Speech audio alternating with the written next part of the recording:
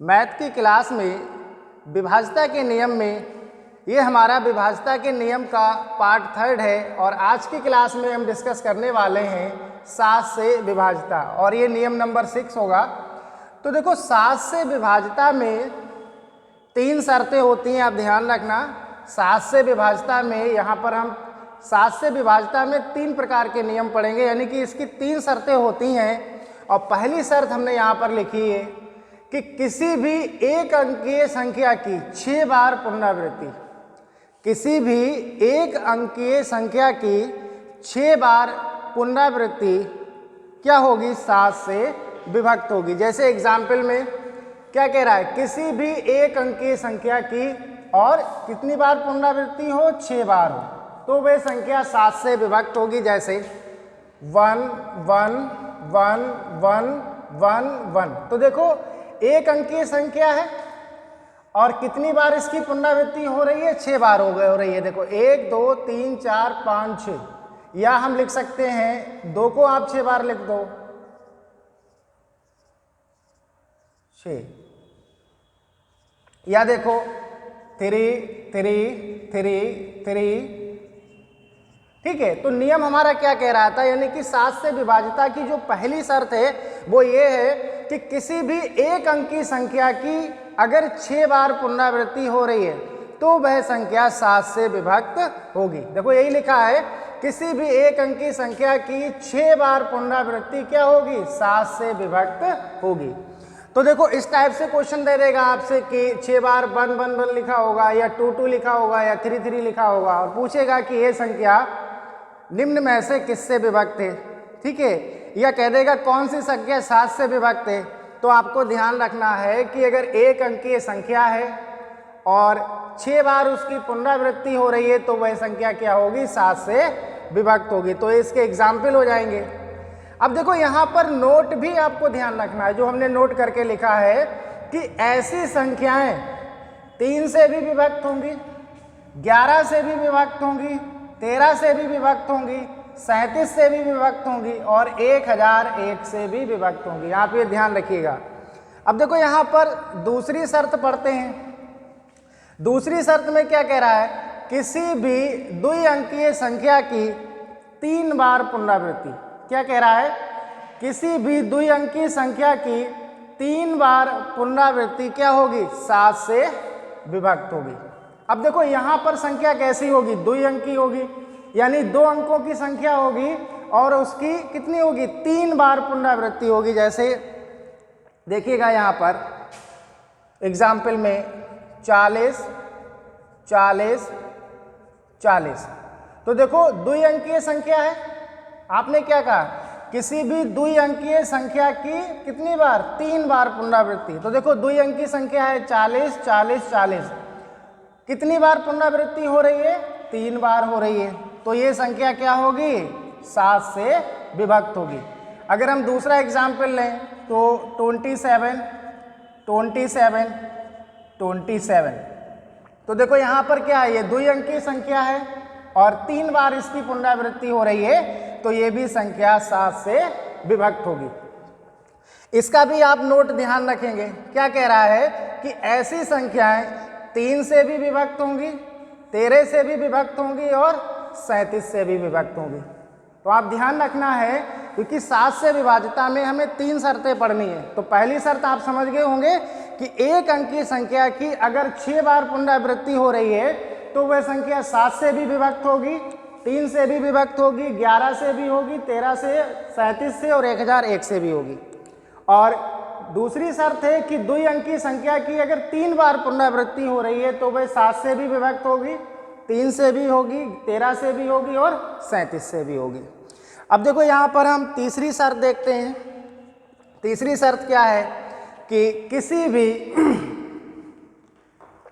तीसरी शर्त है आपके पास कि किसी भी त्रिअंकीय संख्या की, क्या कह रहा है, किसी भी त्रिअंकीय संख्या की 2 बार पुनरावृत्ति 7 से विभक्त होगी। क्या कह रहा है, किसी भी त्रिअंकीय संख्या की 2 बार पुनरावृत्ति क्या होगी, 7 से विभक्त होगी। जैसे देखो त्रिअंकीय संख्या, यानी कि हम लेते हैं एग्जाम्पल में 107 107। तो देखो ये क्या है, त्रिअंकीय संख्या हो गई और इसकी 2 बार पुनरावृत्ति हो रही है। देखो 107 107, तो 2 बार पुनरावृत्ति हो रही है, तो ये संख्या क्या होगी, 7 से विभक्त होगी। और एग्जाम्पल इसका ले सकते हैं आप, 289 लिख दो आप, कितना हो जाएगा 289, ये आ जाएगा दूसरा एग्जाम्पल 289। तो देखो ये भी क्या है, त्रिअंकीय संख्या है और इसकी 2 बार पुनरावृत्ति हो रही है, तो ये संख्या क्या होगी, 7 से विभक्त होगी। तो इसके लिए भी आप नोट ध्यान रखेंगे कि ऐसी संख्याएं 13 से भी विभक्त होंगी और 1001 से भी विभक्त होंगी। ठीक है, तो 7 से विभाज्यता में हमें तीनों शर्तें याद रखनी है। ठीक, अब हम इससे रिलेटिव 1-2 क्वेश्चंस के बारे में डिस्कस करेंगे। तो यहाँ पर हम 7 से विभाज्यता के नियम से संबंधित यहाँ पर हम 2 क्वेश्चंस के बारे में डिस्कस करेंगे जो एग्जाम में इस टाइप से पूछे जाते हैं। तो देखो पहला क्वेश्चन है 8*8383 में स्टार के स्थान पर कौन सा अंक रख दें कि वह 7 से विभक्त हो। तो क्वेश्चन क्या है, 8*8383 में स्टार के स्थान पर हम कौन सा अंक रख दें कि यह संख्या 7 से विभक्त हो। तो देखो यहाँ पर आप जरा देखिएगा, 7 से विभाज्यता की ये दूसरी शर्त है। अभी आपको हमने समझाया था कि द्विअंकीय संख्या की अगर 3 बार पुनरावृत्ति हो रही है तो वह संख्या क्या होगी, 7 से विभक्त होगी। 7 से क्या होगी, विभक्त होगी। तो देखो यहाँ आप लास्ट में देखिएगा 8383 और यहाँ पर देखो 8 स्टार। तो अगर हम यहाँ पर 3 रख दें तो देखो ये क्या होगी, यहाँ पर द्विअंकीय संख्या की 3 बार पुनरावृत्ति हो रही है, तो ये संख्या 7 से विभक्त होगी, यानी कि इसका जो सही ऑप्शन होगा वो क्या हो जाएगा, 3। तो देखो यहाँ पर ये क्या हो जाएगा, 838383। तो देखो ये हमने सेकेंड शर्त आपको पढ़ाई थी कि द्विअंकीय संख्या की क्या हो रही है, 3 बार पुनरावृत्ति हो रही है, तो वह संख्या 7 से विभक्त होगी। तो इसका सही ऑप्शन क्या हो जाएगा, 3 हो जाएगा। अगला क्वेश्चन है आपका कि 2*9 और यहाँ पर ये 2 बार 2 नहीं होगा, 2*9 249। ठीक है, एक ही साथ लिखा हुआ है। मैं स्टार के स्थान पर कौन सा अंक रख दें, स्टार के स्थान पर कौन सा अंक रख दें कि संख्या 1001 से विभक्त हो। संख्या क्या हो, 1001 से विभक्त हो। तो देखो ये क्या है, 7 से विभाज्यता की तीसरी शर्त है कि त्रिअंकीय संख्या की क्या हो, त्रिअंकीय संख्या की अगर क्या हो रही है, 2 बार पुनरावृत्ति हो रही है, तो वह संख्या 7 से भी विभक्त होगी, 13 से भी विभक्त होगी और 1001 से भी विभक्त होगी।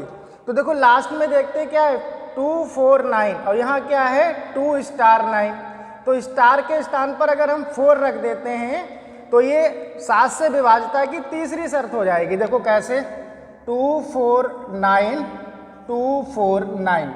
तो देखो यहाँ पर क्या है, त्रिअंकीय संख्या की 2 बार पुनरावृत्ति हो रही है, तो ये संख्या 7 से भी विभक्त होगी, ठीक है, और 13 से भी विभक्त होगी और 1001 से भी विभक्त होगी। तो इसका सही ऑप्शन क्या हो जाएगा, डी हो जाएगा।